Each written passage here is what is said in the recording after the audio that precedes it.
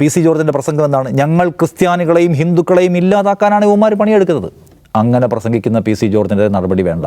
ഈ ഗവൺമെൻറ്റിൻ്റെ ഭാഗത്തു നിന്ന് എനിക്ക് ഒരു അത്ഭുതവും തോന്നുന്നില്ല. ഈ സമീപകാലത്ത് അവർ സ്വീകരിച്ചു വരുന്ന മധ്യകേരളത്തിൽ രൂപപ്പെട്ടു വരുന്ന ഒരു ഡിവിസീവ് ആശയത്തോട് ഞങ്ങൾക്ക് പ്രശ്നമൊന്നുമില്ല. അതിപ്പം മുനമ്പത്തിൻ്റെ കാര്യത്തിൽ ആദ്യഘട്ടത്തിൽ എടുക്കാതിരുന്ന കണിശ സമീപനം ഓർക്കണം. ഈ പറഞ്ഞ പുരോഹിതനെ കൊല്ലാൻ ശ്രമിച്ചു എന്ന കേസ് നോക്കണം. 80-20 വിവാദം നമുക്ക് ഓർമ്മയുണ്ട്. അതായത് ന്യൂനപക്ഷ അവകാശങ്ങൾ മുഴുവൻ മുസ്ലിങ്ങൾ കള്ളയടിച്ചുകൊണ്ട് പോവുകയാണ് എന്ന പ്രചരണം ഇവിടെ വലിയ തോതിൽ നടന്ന കാലത്ത് മൗനം അവലംബിക്കുകയും, തെരഞ്ഞെടുപ്പ് കാലമാണെന്ന് ഓർക്കണം, മൗനം അവലംബിച്ചിരുന്ന ഒരു പാർട്ടിയാണത്.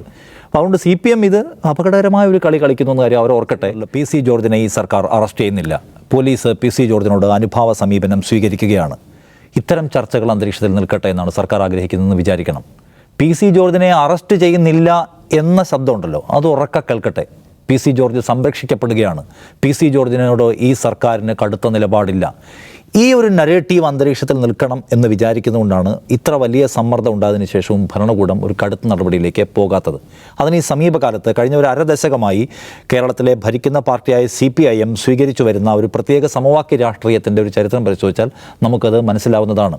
മധ്യകേരളത്തിൽ നിന്ന് രൂപം കൊള്ളുകയും അവിടെ നിന്ന് പ്രചരിക്കുകയും ചെയ്യുന്ന ഒരുതരം ക്രിസ്ത്യൻ മൈനോറിറ്റിക്കകത്തേക്ക് കടന്നു കയറുന്ന തീവ്ര വർഗീയ ആശയങ്ങളോട് സ്വീകരിക്കുന്ന ഒരുതരം അനുനയത്തിൻ്റെ ഒരു അയഞ്ഞ സമീപനത്തിൻ്റെ അവസാനത്തെ ഉദാഹരണങ്ങളൊന്നാണ് ഇപ്പോൾ ഈ കാണുന്നത്. ഇതിന് രണ്ട് തലങ്ങളുണ്ട്. ഒന്ന്, ഇന്ത്യയിലാകെ തന്നെയും ഇന്ത്യൻ പോലീസിംഗ് നമ്മൾ മൊത്തത്തിലെടുത്താൽ തന്നെയും ഈ വർഗീയതയുടെ തികട്ടലിനോട് പൊതുവേ പോലീസ് സ്വീകരിക്കുന്ന ഒരു സമീപനമുണ്ട്. മുസ്ലിം വിരുദ്ധമായ ഈ പ്രൊപ്പഗൻഡയോട് സ്വീകരിക്കുന്ന ഒരു സമീപനമുണ്ട്. അത് ഇന്ത്യയിലാകമാനം പോലീസിനകത്തുള്ളതാണ്. പോലീസിനകത്ത് RSSൻ്റെയും ഹിന്ദുത്വത്തിൻ്റെയും ഒരു വലിയ സ്വാധീനം ഉണ്ടെന്ന് നമ്മൾ കേരളത്തിൽ പോലും ഏറ്റവും അവസാനം കണ്ടു കഴിഞ്ഞു. അതൊരു വശം.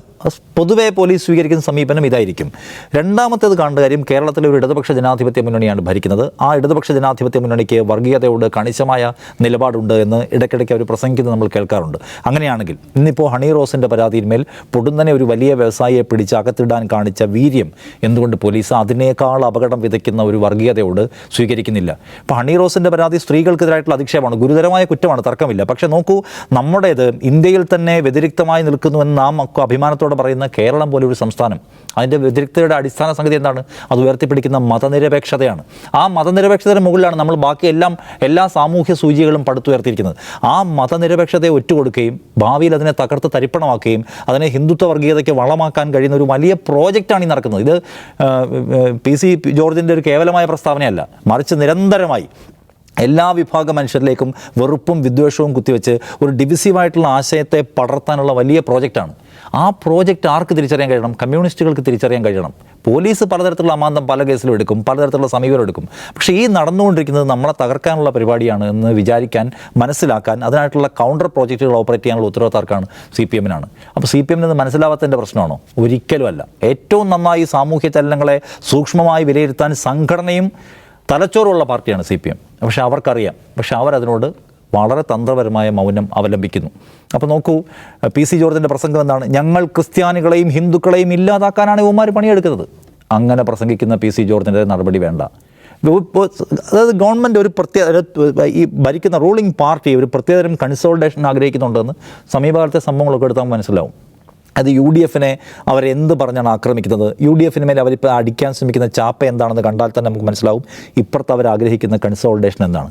ആ കൺസോൾട്ടേഷൻ വർക്ക് ചെയ്യാൻ ആവശ്യമായ അനുനയത്തിൻ്റെയോ അനുഭാവത്തിൻ്റെയോ കണ്ണടക്കലിൻ്റെയോ മൗനാനുഭാവത്തിൻ്റെയോ ഒക്കെ നയങ്ങൾ തുറന്നുകൊണ്ടേയിരിക്കുകയാണ്. അതുകൊണ്ടാണ് കാസ എന്ന് പറയുന്ന ഒരു തീവ്ര വർഗീയ സംഘടന എല്ലാ നിയമത്തിനും മേലെ ഇവിടെ വലിയ വെറുപ്പ് വിതറിക്കൊണ്ടിരിക്കുമ്പോഴും അതിനെ തടയിടാൻ എന്തുകൊണ്ട് ഈ സർക്കാരിൻ്റെ മെക്കാനിസം പ്രവർത്തിക്കുന്നില്ല?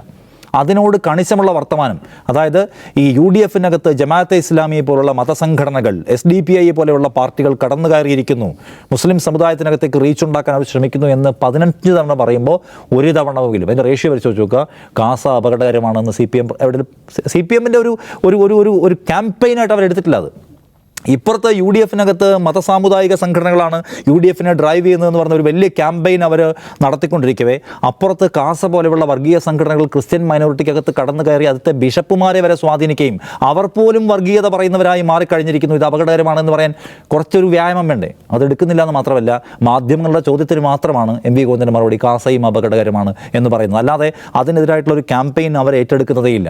അതിൻ്റെ അർത്ഥം എന്താണ്? ആ പാർട്ടി വേറെ ചില കാര്യങ്ങൾ ആഗ്രഹിക്കുന്നുണ്ട് എന്നാണ്. അപ്പോൾ അതിൻ്റെ തുടർച്ചയാണ് നേരത്തെ നമ്മൾ പറഞ്ഞിട്ടുള്ള ഒരു ഒരു ഒരു ഒരു പുരോഹിതനെ കുട്ടികൾ കളിക്കുന്നിടയ്ക്ക് ബൈക്കിൻ്റെ തണ്ട് കൊണ്ട് വീണുപോയപ്പോൾ അത് വധശ്രമമാണെന്നുള്ള അന്ന് ഈ കുത്തിരിപ്പുണ്ടാക്കിയ ആളാരാണ്? P C ജോർജാണ്. അന്ന് അതിനോട് എന്താണ് സർക്കാർ എടുത്ത സമീപനം? ആ പിള്ളേരെ മുഴുവൻ പിടിച്ച് ജയിലിലിടുകയാണ്. എന്നിട്ട് പിള്ളേർ മര്യാദകൾ കാണിച്ചു എന്നാണ് പിണറായി വിജയൻ പ്രസംഗിച്ചത്. അതൊരു രഹസ്യയോഗത്തിൽ പ്രസംഗിക്കുന്നത് മാത്രമല്ല, ആ പോർഷൻ മാത്രം കട്ട് ചെയ്ത് പുറത്തിറക്കി എന്ന് പ്രചരിപ്പിച്ചു. എന്ന് വെച്ചാൽ ഗാസ ഉയർത്തിക്കൊണ്ടുവരുന്ന പൊളിറ്റിക്കൽ പ്രോജക്റ്റിനോട് ഞങ്ങൾക്കങ്ങനെ കണിശമായ സമീപനമൊന്നുമില്ല എന്ന സന്ദേശം കൊടുക്കാനായിരുന്നു അത്. അപ്പോൾ ഇത് നമ്മൾ ഈ ഗവൺമെൻറ്റിൻ്റെ ഭാഗത്തു നിന്ന് എനിക്കൊരു അത്ഭുതവും തോന്നില്ല. ഈ സമീപകാലത്ത് അവർ സ്വീകരിച്ചു വരുന്ന മധ്യകേരളത്തിൽ രൂപപ്പെട്ടു വരുന്ന ഒരു ഡിവിസീവ് ആശയത്തോട് ഞങ്ങൾക്ക് പ്രശ്നമൊന്നുമില്ല. അതിപ്പം മുനമ്പത്തിൻ്റെ കാര്യത്തിൽ ആദ്യഘട്ടത്തിൽ എടുക്കാതിരുന്ന കണിശ സമീപനം ഓർക്കണം. ഈ പറഞ്ഞ പുരോഹിതനെ കൊല്ലാൻ ശ്രമിച്ചു എന്ന കേസ് നോക്കണം. 80-20 വിവാദം നമുക്ക് ഓർമ്മയുണ്ട്. അതായത് ന്യൂനപക്ഷ അവകാശങ്ങൾ മുഴുവൻ മുസ്ലിങ്ങൾ കൊള്ളയടിച്ചുകൊണ്ട് പോവുകയാണ് എന്ന പ്രചരണം ഇവിടെ വലിയ തോതിൽ നടന്ന കാലത്ത് മൗനം അവലംബിക്കുകയും, തെരഞ്ഞെടുപ്പ് കാലമാണെന്ന് ഓർക്കണം, മൗനം അവലംബിച്ചിരുന്ന ഒരു പാർട്ടിയാണത്. അപ്പോൾ അതുകൊണ്ട് CPM ഇത് അപകടകരമായ ഒരു കളി കളിക്കുന്നു എന്ന കാര്യം അവർ ഓർക്കട്ടെ. ഈ അവസാനത്തെ തെരഞ്ഞെടുപ്പിൽ പോലും അവർക്കുണ്ടായിട്ടുള്ള വോട്ടിംഗ് പാറ്റേണിലെ വ്യത്യാസം അവർ മനസ്സിലാക്കണം. അവരുടെ കോർ വോട്ട് ബാങ്കിൽ നിന്ന് വോട്ടിറങ്ങിപ്പോയത് ഈ വെറുപ്പിൻ്റെ പ്രചാരണത്തിൻ്റെ പീക്കിലാണ്. ഈ വെറുപ്പിൻ്റെ പ്രചാരണം കൊണ്ട് വീണ്ടും ഞാൻ ആവർത്തിച്ച് പറയുന്നത്, വെറുപ്പിൻ്റെ പ്രചാരണം കൊണ്ട് സമീപ ദിവസങ്ങളിൽ നേട്ടമുണ്ടാക്കാമെന്ന് അവർ വിചാരിക്കുന്നുണ്ടെങ്കിൽ ആത്യന്തികമായി അതിൻ്റെ നേട്ടം വിള കൊയ്യാൻ പോകുന്നത് BJPയുടെ ആഫീസിൽ നിന്നായിരിക്കും. അതും മനസ്സിലാക്കിയാൽ ആ പാർട്ടി കൊള്ളാം. ലോങ് ടൈമിൽ ഒരു ഗുണവും CPMനോ കേരളത്തിനാകെ തന്നെയോ നൽകുന്ന ഒന്നല്ല ഇത്. അതുകൊണ്ട് ഇതൊരു തീക്കളിയാണ് ഈ കളിച്ചുകൊണ്ടിരിക്കുന്നത്. PC ജോർജുമാരെ സംരക്ഷിച്ച് നിർത്തിക്കൊണ്ട് ഞങ്ങൾക്ക് സമീപകാല തെരഞ്ഞെടുപ്പുകൾ ജയിക്കാമെന്നാണ് മോഹമെങ്കിൽ പിന്നീട് വരാൻ പോകുന്ന വലിയ പ്രളയത്തിന് എന്താണ് ആ പാർട്ടി ഉത്തരം പറയേണ്ടി വരും. ആ പാർട്ടി ഉത്തരം പറയേണ്ടത് കേവലമായ കുറ്റപ്പെടുത്തലല്ല, നമ്മുടെ ആകെ തന്നെയും എക്സിസ്റ്റൻസ് ഇഷ്യൂ ആണ് ഇത്. അപ്പോൾ അതിന് കേരളത്തിനോട് ഉത്തരം പറയാനുള്ള ബാധ്യത CPMനോടെന്ന് ഞാൻ പറയും.